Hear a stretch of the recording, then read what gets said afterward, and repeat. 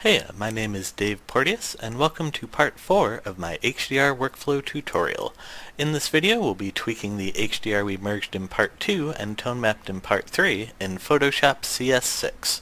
If you would like to follow along, there will be a link in the description to the raw files I used to make this series of videos, along with links to the other videos in the series. For this video I'm going to be a bit less thorough, as Photoshop has far too many options for me to go through them all. Instead, I'll just go through the steps I would use for this particular image. The first thing I like to do is fix lens distortion. Especially in an image with lots of straight lines, you'll notice that the lines seem to pull in a little bit around the edges. To fix this, we will go to Filter, Lens Correction.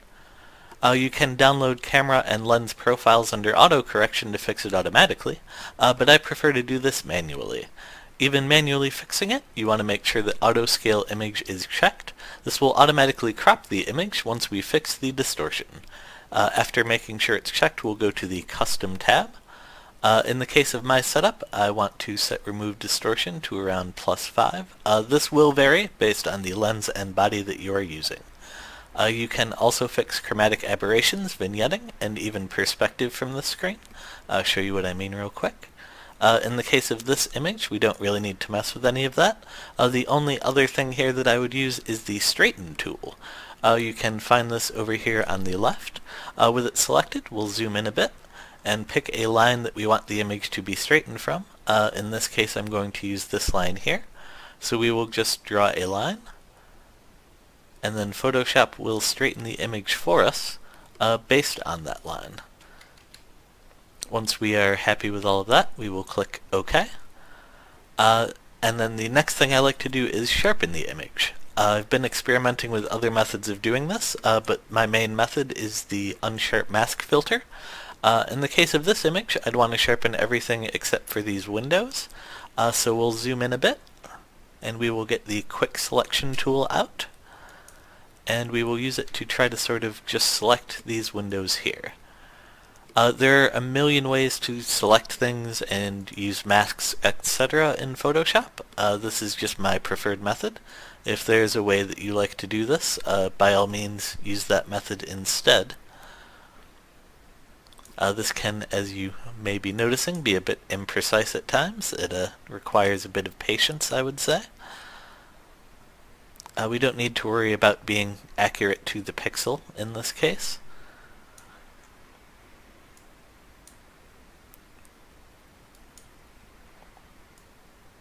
And once we have these selected,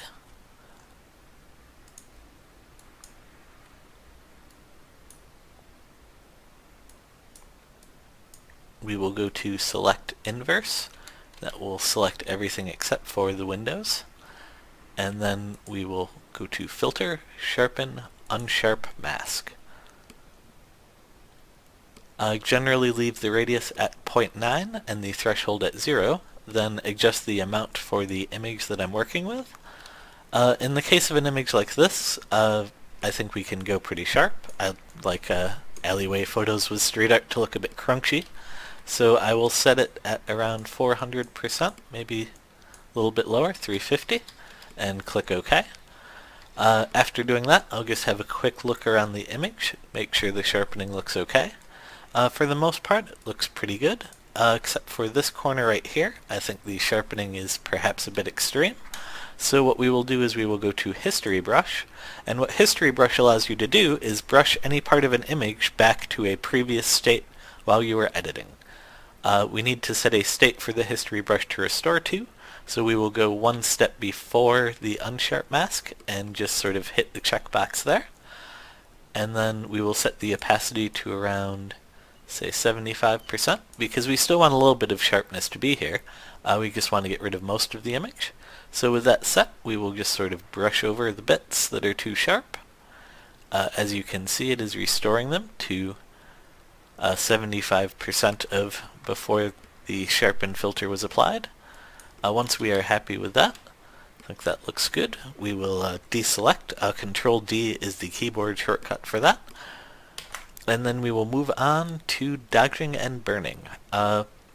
In HDR photography, often areas that are white in the original image will turn up sort of gray looking, such as these wheat pasted posters on the wall here.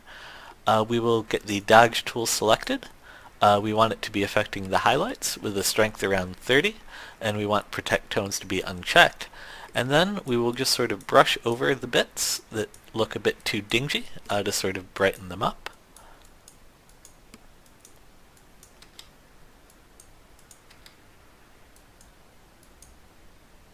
Alright, I think that looks good, so we will switch to the burn tool, which does basically the same thing in reverse. We want to have that set to highlights, set the exposure around 30%, make sure protect tones is unchecked, and then I'm going to darken this area right here, which the tone mapping made a bit brighter than I think it should be. Sort of darken that up so that it blends in with the rest of the image.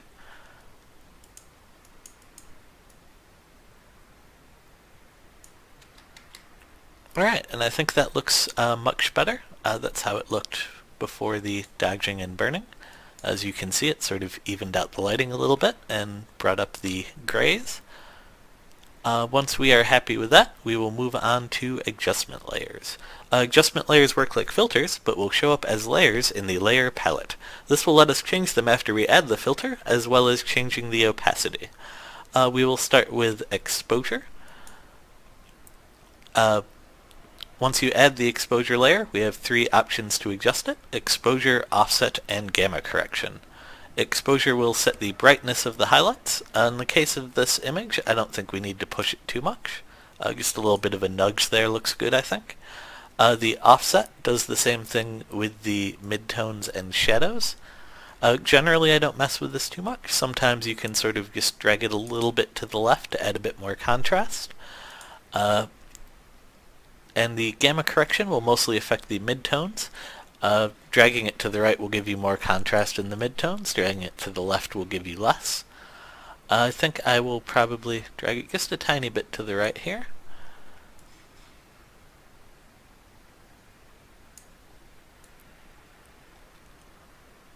And I am pretty happy with that, so we will move on to a photo filter adjustment layer.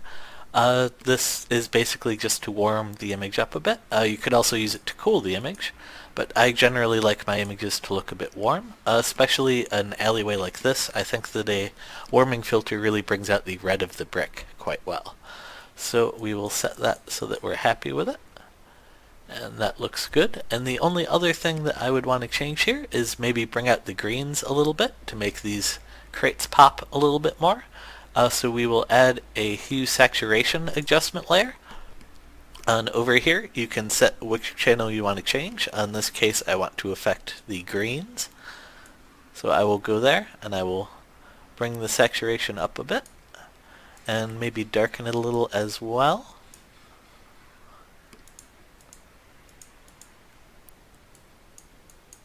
And I think that looks pretty good. That would conclude my initial workflow tutorial series. I hope that you found it useful, and if you have any requests for topics to cover in future videos, leave a comment and let me know. Thank you, and have a great day.